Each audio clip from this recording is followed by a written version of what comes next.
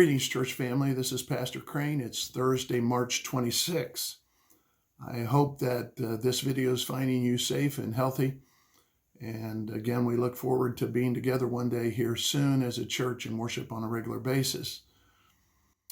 I'm going to share with you today something that was published in the New York Times today. It's an op-ed written by Dr.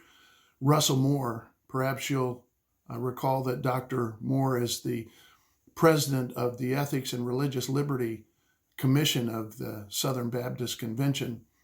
And Dr. Moore was weighing in on the discussion, the public discourse that has been taking place the last few days with regard to saving lives versus saving the economy. And some of the things that he included in his op-ed, I think, are certainly excellent points that need to be considered, something to think about in the midst of this COVID-19 challenge that we are facing. So I'm just going to read to you what Dr. Moore wrote, or again, invite you, if you would prefer to read it yourself in the New York Times. Dr. Moore writes the following: "My grandmother always kept several freezers and multiple pantries loaded with food and hid emergency cash in a cubbyhole behind the medicine. As a child, I rolled my eyes at these habits.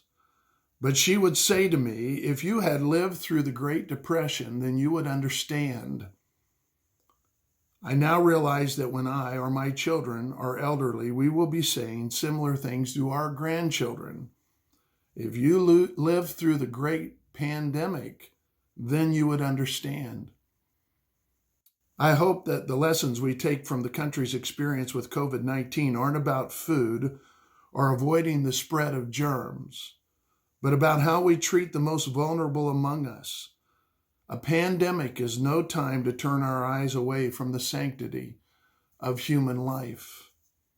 We are already hearing talk about weighing the value of human life against the health of the nation's economy and the strength of the stock market. It's true that a depression would cause untold suffering for people around the world, hitting the poor the hardest. Still, each human life is more significant than $1 trillion gross national product. Stocks and bonds are important, yes, but human beings are created in the image of God. We must also reject suggestions that it makes sense to prioritize the care of those who are young and healthy over those who are elderly and have disabilities.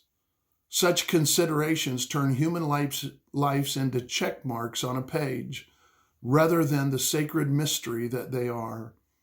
When we entertain these ideas, something of our own humanity is lost.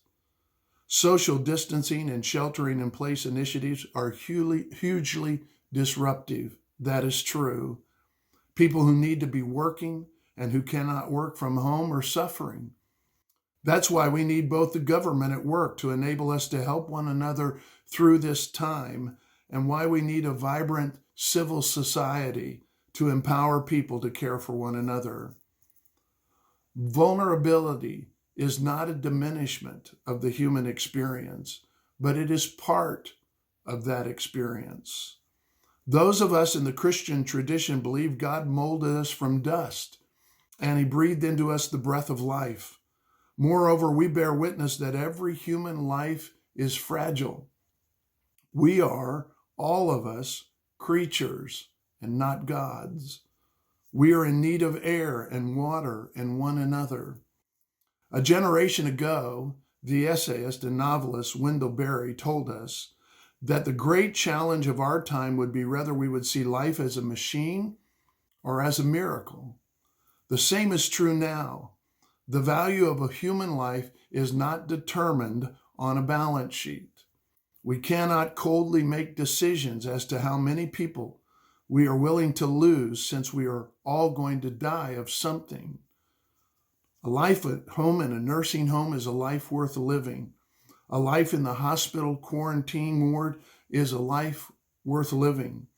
The lives of our grandparents and the lives of the disabled, the lives of the terminally ill, these lives are worth living. We are not able to save every life. Many will die, not only the obviously vulnerable, but also of those who seemingly are young and strong. But every life lost must grip us with a sense of lament that death itself is not natural, but is, as the Bible tells us, an enemy to be withstood and ultimately undone. That means we must listen to medical experts and do everything possible to avoid the catastrophe that we see right now in Italy and elsewhere. We must get back to work, get the economy back on its feet, but we can only do that when doing so will not kill the vulnerable and overrun our hospitals, our doctors, and our nurses and our communities. Along the way, we must guard our consciences. We cannot pass by on the side of the road when the elderly, the disabled, the poor, and the vulnerable are in peril before our eyes.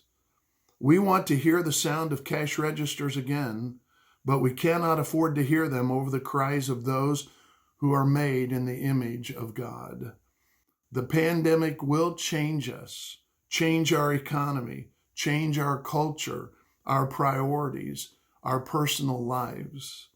That we cannot avoid. But let's remember, one day we will tell our grandchildren how we lived, how we loved during the great pandemic. Let's respect human life in such a way that we will not be ashamed to tell them the truth. Again, I have read to you an op-ed that was written by Dr. Russell Moore and was published in the New York Times on March 26, 2020. I thought it was worth sharing with you. I think it reminds us of how important the sanctity of human life is and how we're all on a journey. And when the journey is over, we want to be able to look back and say that we have honored the Lord and we have protected the sanctity of human life. God bless you today. And we'll look forward to another time here in the next few days to get together.